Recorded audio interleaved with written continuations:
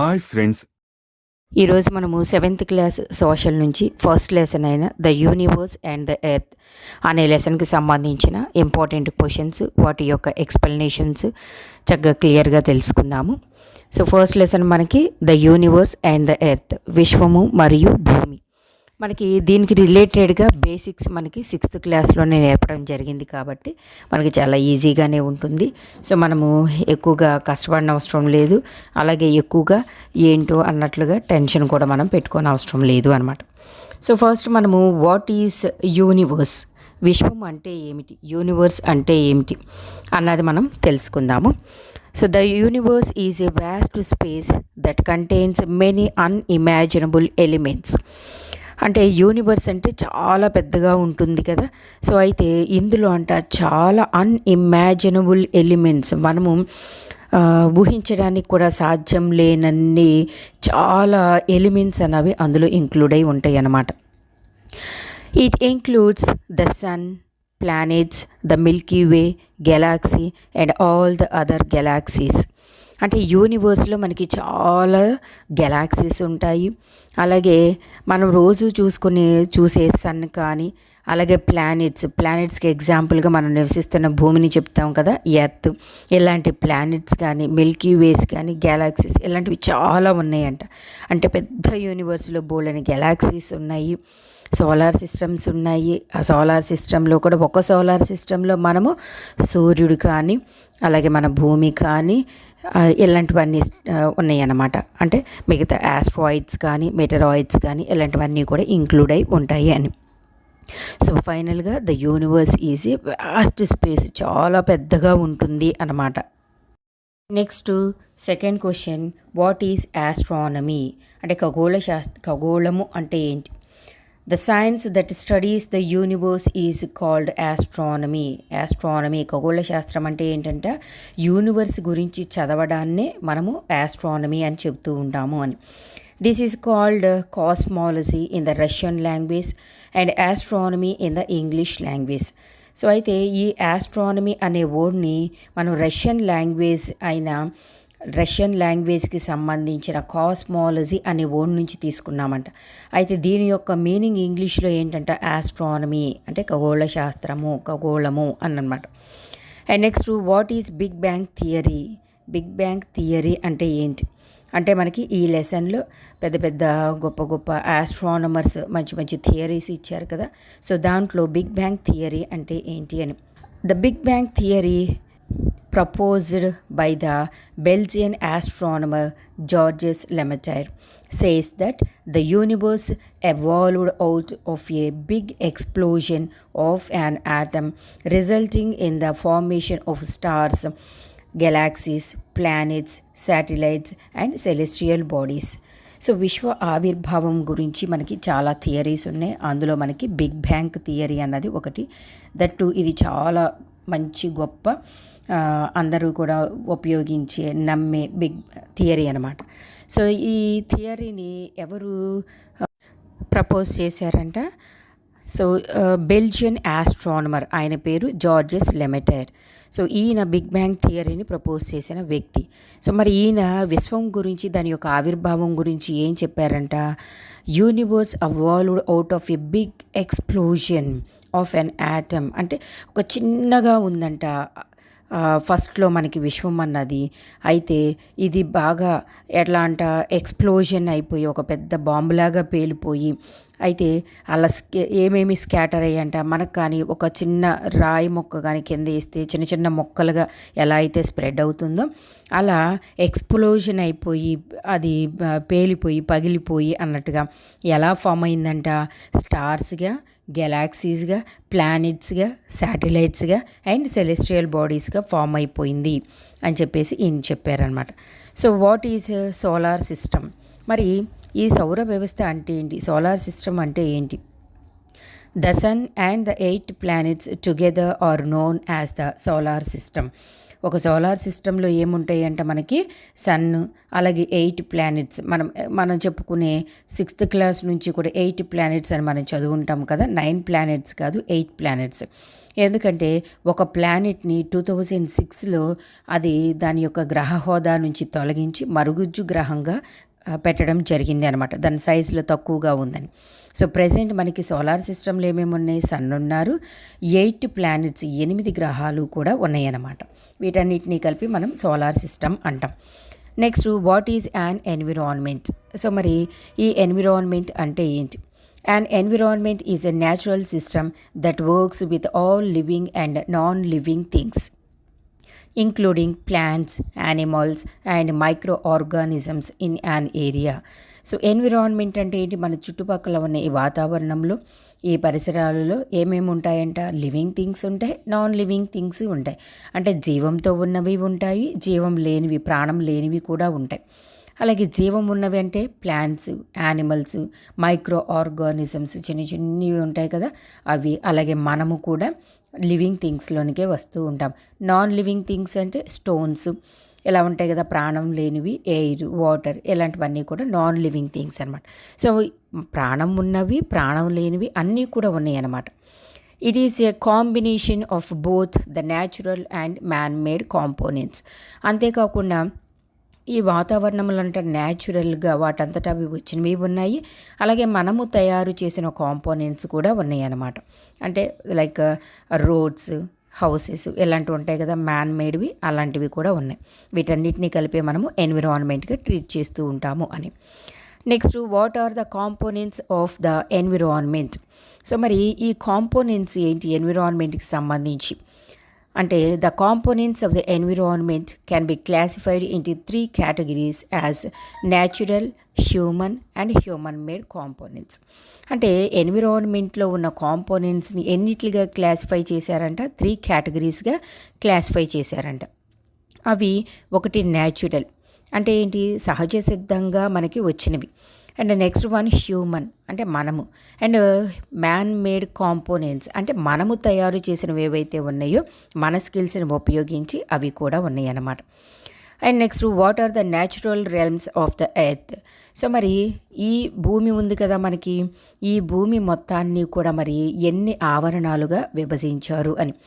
The natural realms of the earth are lithosphere, hydrosphere, atmosphere and biosphere. Lithosphere అంటే శిలావరణము, అంటే రాళ్లతో కూడుకున్న ఆవరణం అనమాట. అంటే మన ఎర్త్ పై లేయర్ ఉంటుంది చూడండి, అదంతా కూడా లిథోస్పియర్కి సంబంధించింది. And next hydrosphere. Hydro means water అనమాట. అంటే ఆల్ ద వాటర్ బాడీస్ ఏవైతే నీటితో కూడుకుని ఉన్నాయో అవన్నీ కూడా హైడ్రోస్పియర్ క్రిందకి వస్తాయి. అండ్ నెక్స్ట్ అట్మాస్ఫియర్ అంటే వాతావరణానికి సంబంధించింది అనమాట. అండ్ బయోస్పియర్ అంటే ప్రాణంతో కూడుకొని ఉన్న ఆవరణము, జీవావరణం అనమాట. లిథోస్పియర్ అంటే శిలావరణము, హైడ్రోస్పియర్ అంటే జలావరణం, అట్మాస్ఫియర్ అంటే వాతావరణం, అండ్ బయోస్పియర్ అంటే జీవావరణము అనమాట. ఎక్కడైతే లిథోస్పియరు, హైడ్రోస్పియరు, అట్మాస్ఫియర్ ఉంటుందో అక్కడ బయోస్పియర్ ఉండటానికి ఆస్కారం ఉంటుంది. కాబట్టి మనం ఇక్కడ జీవించగలుగుతున్నాము అని. So what is lithosphere? So ఇప్పుడు మనము క్లియర్గా తెలుసుకుందాం. ఈ ఎర్త్కి సంబంధించిన ఆవరణాలు ఉన్నాయి అనుకున్నాం కదా, ఒక్కొక్క దాని గురించి క్లియర్గా తెలుసుకుందాం. సో వాట్ ఈజ్ లిథోస్పియర్ అంటే శిలావరణం అంటే ఏంటి? The solid part of the earth is called lithosphere. ఈ భూమి మీద ఏదైతే కనుక సాలిడ్ పార్ట్ ఉందో, గట్టిగా ఉండే రాళ్ళ లాంటి పదార్థం ఉందో దాని అంతటినీ కూడా మనము శిలావరణంగా చెబుతూ ఉంటాము అని. So it is made up of rocks and minerals and is covered with a thin layer of soil. So ఆ ఎర్త్ పై లేయర్ అంతా కూడా ఫుల్గా మనకి రాక్స్ తోటి, రాళ్లతోటి, మినరల్స్ తోటి ఇలా కవర్ చేయబడి ఉంటుంది. కాబట్టి అది కూడా థిన్ లేయర్, చాలా పలుచటి లేయర్గా అది ఫామ్ అయి ఉంటుంది అనమాట. సో ఏది ఏమైనా కూడా solid part of the earth is called lithosphere అని. And next what is hydrosphere? మరి జలావరణం అంటే ఏంటి? All the water bodies present on the Earth's surface are collectively known as hydrosphere. అంటే ఏంటంటే మనకి ఇక్కడ ద వాటర్ బాడీస్ ఈ భూమి మీద ఎర్త్ సర్ఫేస్ మీద ఎక్కడెక్కడ వాటర్కి సంబంధించింది ఉన్నా కూడా వాటన్నిటిని అంటే రివర్స్ కానీ సీస్ కానీ లైక్ పాండ్స్ కానీ లేక్స్ కానీ ఇవన్నీ ఉన్నాయి కదా, వీటన్నిటిని కూడా మనం ఏమంటామంట hydrosphere. All the water bodies present on the earth's surface are collectively known as hydrosphere. So what is biosphere అంటే జీవావరణము అంటే ఏంటి?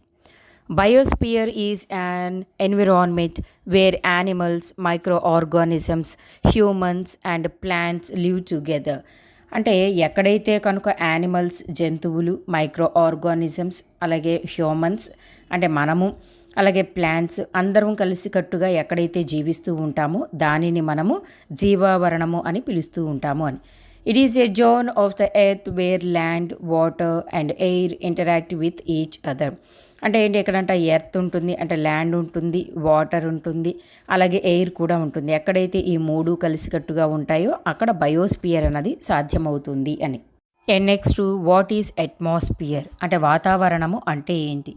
The atmosphere is a thick blanket of gases that evolves the earth. It is a mixture of several gases. Atmosphere అంటే like మనము పడుకున్నప్పుడు blanket ఎలా అయితే కప్పుకుంటామో అలా మన ఎర్త్ పై లేయర్ మీద కవర్ చేయబడి ఉంటుందంట. అయితే it is a mixture of several gases అంటే అందులో చాలా రకాలైన గ్యాసెస్ ఇంక్లూడ్ అయి ఉంటాయి అన్నమాట. Like nitrogen, oxygen, carbon dioxide are important gases of the atmosphere. అంటే నైట్రోజన్, ఆక్సిజన్ మనం ప్రాణవాయువుగా ఆక్సిజన్ పీల్చుకుంటాం కదా, సో ఆక్సిజన్ను, అలాగే మనం ఆక్సిజన్ పీల్చుకొని కార్బన్ డైఆక్సైడ్ వదిలేస్తాం కదా, ఆ కార్బన్ డైఆక్సైడ్ ఇవన్నీ కూడా వాతావరణంలో కలిసి ఉంటాయని. And next what is human environment. మరి హ్యూమన్ ఎన్విరాన్మెంట్ అంటే ఏంటి? Our surroundings which are formed within human beings are called human environment. అంటే మన చుట్టుపక్కల మనం నివసిస్తూ ఉన్నప్పుడు అందరం కూడా మనుషులందరం కూడా ఒక చోట ఉన్నట్టుగా ఉంటాం కదా, సో దాన్ని మనం హ్యూమన్ ఎన్విరాన్మెంట్ అంటాం.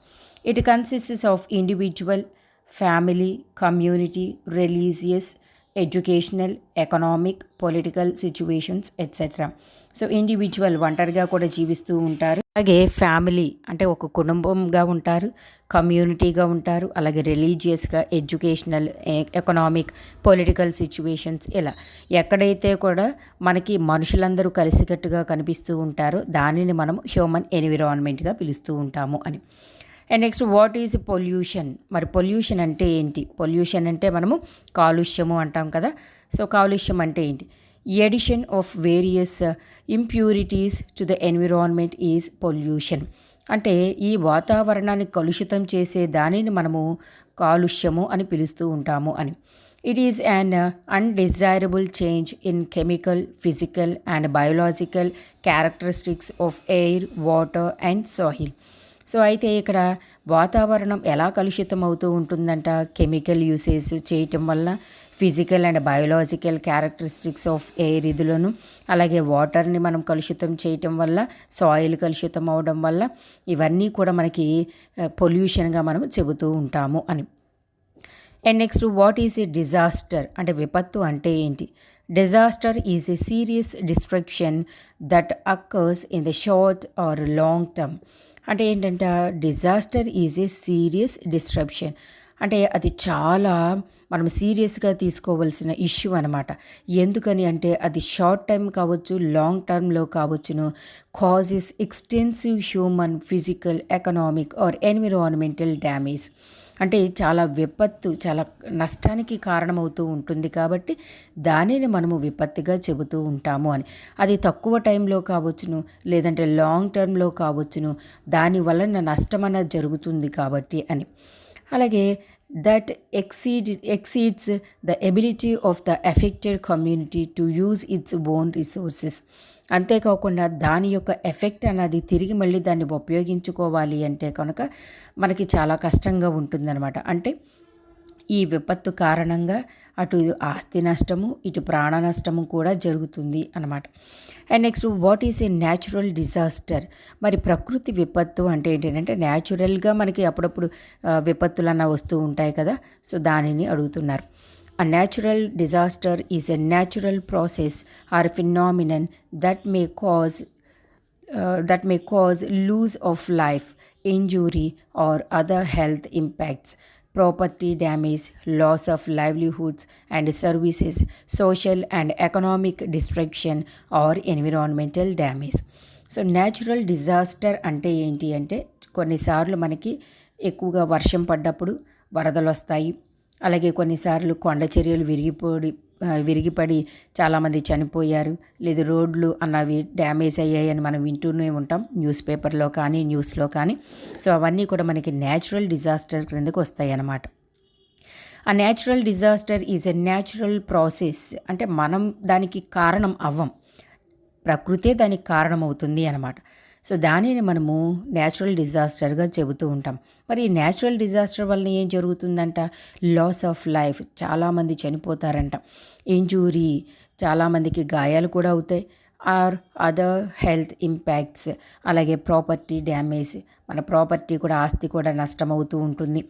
లాస్ ఆఫ్ లైవ్లీహుడ్, అంటే చాలామంది జీవనాధారాన్ని కోల్పోతారు. అండ్ సర్వీసెస్ లైక్ ట్రాన్స్పోర్టేషన్ అలాంటి అనమాట. అలాగే సోషల్ అండ్ ఎకనామిక్ డిస్ట్రప్షన్, అంటే ఎంత డ్యామేజ్ న్యాచురల్ డిజాస్టర్ వలన కలుగుతూ ఉంటుందన్నమాట. And next, what is A drought? మరి వరద అంటే ఏంటి? A drought is a situation of prolonged shortage of water supply, whether surface water or groundwater. So వరద అంటే ఏంటంటే మనకి బాగా ఎక్కువగా వర్షం పడ్డప్పుడు చాలా నీళ్లు చాలా ప్రవాహంగా వేగంగా వెళ్ళిపోతూ ఉంటాయి కదా, అది కూడా చాలా టైం వెళుతూ ఉంటాయి. సో దానిని మనము వరదగా చెబుతూ ఉంటాము అని. అలాగే వాట్ ఈజ్ డిజాస్టర్ మేనేజ్మెంట్? అయితే డిజాస్టర్ మేనేజ్మెంట్ అంటే ఏంటి అంటున్నారు ఇక్కడ. Disaster management is the continuous and comprehensive process of planning, managing and implementing necessary or useful measures to prevent any risk or threat. అంటే ఏంటంటే డిజాస్టర్ మేనేజ్మెంట్ అంటే దేశాలలో ఎలాంటి నష్టాలు అన్నవి జరుగుతూ ఉంటాయి, విపత్తులు అన్నవి సంభవిస్తూ ఉంటాయి కాబట్టి సో ప్రభుత్వం ఏం చేస్తుంది, ఒక మేనేజ్మెంట్ని పెడుతుందన్నమాట. సో అదేం చేస్తుంది అంటే ముందుగానే హెచ్చరికలు అన్నవి జారీ చేస్తుంది. ఒకవేళ ఎక్కువగా వర్షం పడబోతుంది, లేదా తుఫాన్ రాబోతుంది అన్న టైంలో ముందుగానే హెచ్చరిస్తుంది అనమాట. So disaster management is the continuous and comprehensive process of planning. ముందుగానే ఒక ప్రీ ప్లాన్డ్గా ఉంటుందన్నమాట. So managing and implementing necessary or useful measures, అంటే ఒకవేళ విపత్తు కనుక సంభవించబోతే, లేదు సంభవించినట్లయితే మనము ఎలా జాగ్రత్తగా ఉండాలి, లేదు ఎలాంటి నెసెసరీ స్టెప్స్ అనేవి మనం తీసుకోవాలి, ఇలాంటివన్నీ కూడా ఇంక్లూడ్ చేసి, ఎందుకంటే దాని వలన ఎక్కువ రిస్క్ మనం ఫేస్ చేయకుండా తక్కువ నష్టంతో బయటపడేలాగాను, అలాగే ఎలాంటి థ్రెట్ అనేది లేకుండా బయటపడడానికి తగ్గ సూచనలు సలహాలు ఇస్తూ ఉంటుంది అన్నమాట. Next, what is solar system? What are its components? Solar system అంటే ఏంటి, మరి దాని యొక్క కాంపోనెంట్స్ అంటే ఏంటి? So our solar system is made up of the sun and the 8 planets. So solar system అంటే సన్ ఉంటాడు, అందులో 8 ప్లానెట్స్ కూడా ఉంటాయని మనం ముందుగా కూడా తెలుసుకున్నాము. సో దీస్ ప్లానెట్స్ ఆర్, మరి 8 ప్లానెట్స్ అనుకున్నాం కదా, ఏ 8 ప్లానెట్స్ ఉంటాయంట? Mercury, Venus, Earth, Mars, Jupiter, Saturn, Uranus and Neptune.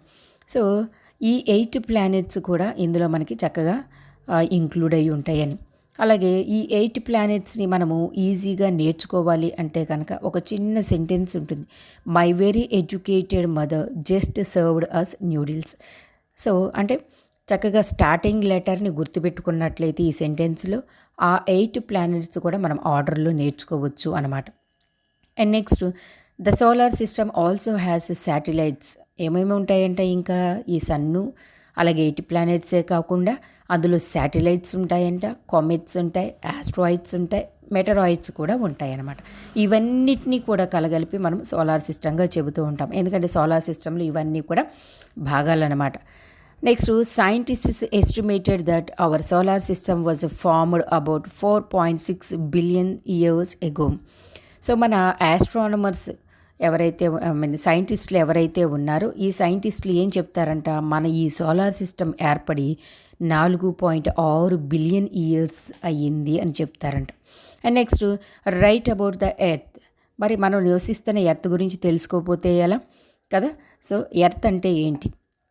Earth is the only planet in the solar system that is capable of supporting life as we know it. అయితే ఈ solar సిస్టంలో 8 planets ఉన్నాయి అనుకున్నాం. ఈ 8 ప్లానెట్స్లో కూడా ఒక planet అయిన మన భూమి అన్నది దేనికి సాధ్యమవుతుందంట? ప్రాణంతో ఉన్నవి జీవించడానికి సాధ్యమవుతుంది. అంటే రిమైనింగ్ వాటిలో మళ్ళీ ప్రాణం లేదా, అక్కడ వాతావరణం అనుకూలంగా లేదు అంట, లేదు అనమాట. ఎందుకంటే ఒక్క ఎర్త్ మీదే మనం ముందుగా చెప్పుకున్నట్టుగా కాంపోనెంట్స్ ఆఫ్ ద ఎర్త్ అన్నప్పుడు లిథోస్పియరు, హైడ్రోస్పియరు, అట్మాస్పియర్ చెప్పుకున్నాం కదా, ఆ 3 సాధ్యమైందనమాట. అందుకని అక్కడ బయోస్పియర్ కూడా ఉంది. సో మనలాంటి ప్రాణంతో ఉన్నవి ఈ భూమి మీద మాత్రమే జీవించగలవు అని. It has the right temperature because it is neither too close to the sun nor too far from it. అయితే మరి ఈ ప్లానెట్స్ అన్నీ కూడా సన్ చుట్టూ రొటేట్ అవుతూ ఉంటాయి కదా, రెవల్యూషన్ పరిభ్రమిస్తూ ఉంటాయి కదా. అయితే ఇక్కడ మనం తెలుసుకోవాల్సింది ఏంటంటే, మరి సూర్యుడికి దగ్గరగా ఉన్నాం కదండి, మరి ఎండ ఎక్కువగా ఉంటుంది కదా, మనం ఎలా జీవించగలుగుతున్నాము అంటే, ఇది మరీ దగ్గరగా లేదు సూర్యుడికి, అలాగే మరీ దూరంగా కూడా లేదనమాట, బాగా కూల్ ప్లేస్ ఉండడానికి. సో అందుకని మనకి ఇక్కడ టెంపరేచర్ మీడియంగా ఉంది కాబట్టి మనం జీవించగలుగుతున్నాము అని. So the living things survive on the earth. అందుకని మనలాంటి ప్రాణంతో ఉన్నవి ఈ భూమి మీద జీవించడానికి సాధ్యమవుతుంది అని.